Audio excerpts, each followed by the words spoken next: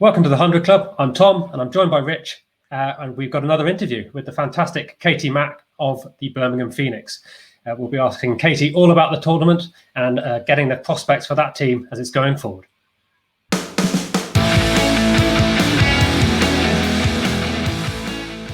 Katie, good afternoon. How are you doing? Afternoon. I'm good, thank you. Well, thank you so much for joining us. It's probably quite a busy afternoon for you. You've got the game with the Southern Brave tomorrow. How are preparations going? Yeah, good. So we got to Southampton yesterday, so a couple of days here to prepare, which is nice, and it's really lovely here. Me and the other Aussie, Erin Burns, found out this is where the Titanic took off, so in a bit of a history lesson while we're here.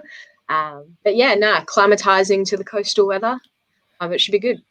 Good. I'm glad to hear you're at least not just pinned to a hotel room. Have you been able to get out at all? Just out and about, or are you just seeing it all from the window?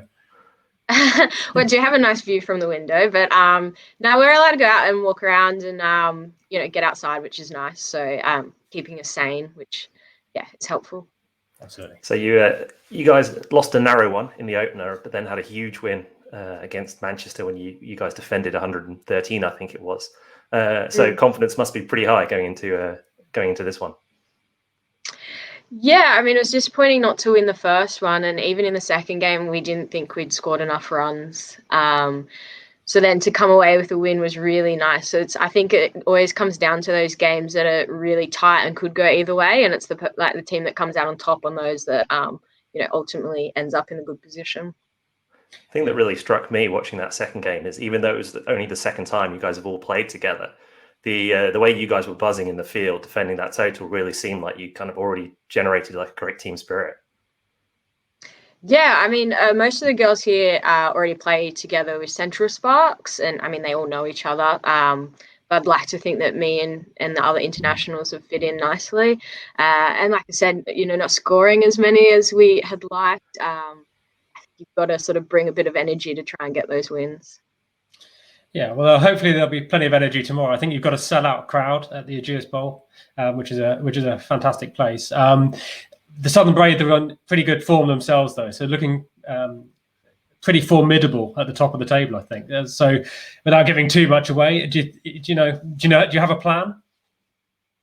I always have a plan, but I mean, yeah, they're going well. But we are only 2 games in, and I think with a new game, anything can happen.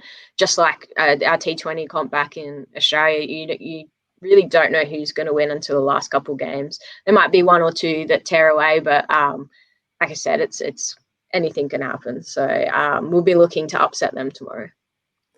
It's interesting you mentioned the Women's Big Bash down in Oz that has been going, I think, 5 or 6 years now, maybe even a little bit longer. And I remember hearing you talking about, you termed it the good pressure that came with sort of moving from smaller grounds to suddenly being playing in the MCG or the Adelaide Oval, etc. And obviously that must be kind of a new experience for a lot of the women on the team who come from the sort of our domestic game. So have you been able to sort of share that experience of what it's like moving into that kind of these higher pressure environments with your teammates? Yeah, I've tried to. I can't say I'm that good at handling that pressure, but it was pretty exciting. I mean, 6 years ago, we sort of went from not getting anywhere near the main grounds to then having the MCG as my home ground. I got to train at it most days of the week, which was pretty fantastic. The last couple of years, actually, the women's been standalone, and we have gone back to a few of the more, low-key grounds. Still, really good grounds, but without the huge stadium. So coming here and moving back to the grounds with the huge stadiums, it's been a little bit of a sort of a surprise and excitement for me again. So it's probably me trying to deal with that again as well. Yeah, and I think there's a debate going on about the doubleheader thing. Personally, I think it's great because you're getting an intermingling of the affair. You get to watch each other and learn from it, I hope. What do you think of it?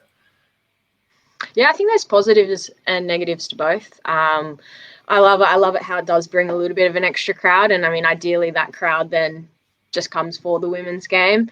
And it's always nice to be around some of the guys that you see on TV, and obviously such great athletes, to sort of be able to take any advice and experience from them and sort of be quite close to them.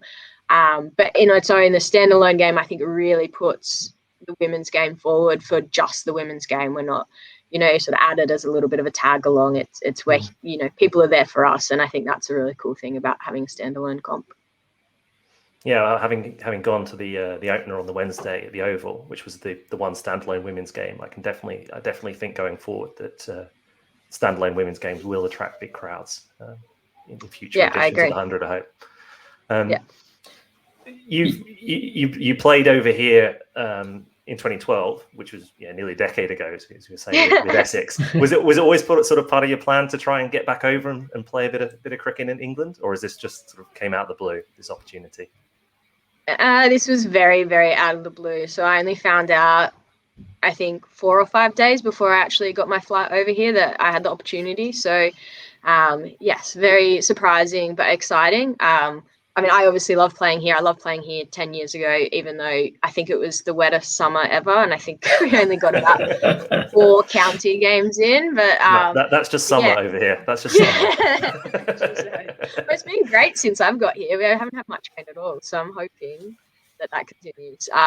Being able to come over here it's amazing. I'm still sort of pinching myself. I mean, I said the other Aussie burns, you keep being like, I can't believe we're here, especially back at home. Sydney is in lockdown, so we're actually here being able to have more freedom than we would be able to back in Australia. Yeah, and you've got a few of your strikers teammates alongside in the competition as well. Did you all have a chat about it before you came over? Oh, like I said, in the 4 days I had to, while I was trying to get my emergency passport and exemption to leave the country. So I, know most of the girls coming over here, so I had a quick chat, and I'd actually messaged a few already, just sort of wishing them good luck and sort of saying how good the experience will be. It's kind of nice. Like most of us wouldn't have had the opportunity if a pandemic wasn't happening. So we're all pretty grateful that we're here. That's cool. I mean, looking at sort of back in your career, it seems like you've always been a player that's kind of embraced opportunity when it comes along. I mean, you started out at New South Wales, but then moved to Canberra to get more opportunities there. I think you started off as a leggy, right? And then you kind of converted yourself into a batter over time. So have you always just been on the lookout for the opportunities as and when they come? That sort of defined your career a little bit? Yeah, 100%. I think opportunity and having an opportunity to show what you can do is more important than anything else, really. So it's the reason I moved to ACT. It's the reason I'm still there, and I'll chase opportunity over most things. Yeah, I suppose. Is it fair to say that Australian women's cricket is the dominant force in the game at the moment? But there's a lot of, I think, a building interest, and this competition is bringing a lot of English talent, Indian talent. We've seen the West Indies talent there alongside. Is that a sense that there's sort of leveling up? Do you worry about the Australian sort of dominance anymore? We are pretty dominant. But no, I think, there's a lot of talk about how Australia is dominant, and I think we got quite a nice surprise when we came over here and started training with the girls, just how skillful they are. And I think the biggest difference probably is experience. I think in Australia, like we said, we've had a T20 comp for 6 years now, and it's gotten better and better every year. But I think skill-wise, these girls are right up there. It's just maybe that experience, which I think this is what the 100's bringing to them. So we've mentioned your opponents tomorrow. The Southern Brave have 2 wins out of 2 and look very good. Have you had a chance to watch a few of the games? Who else has stood out for you so far, and who are you looking forward to coming across as the tournament progresses? I've watched most of the games because we do have a bit of time to do that.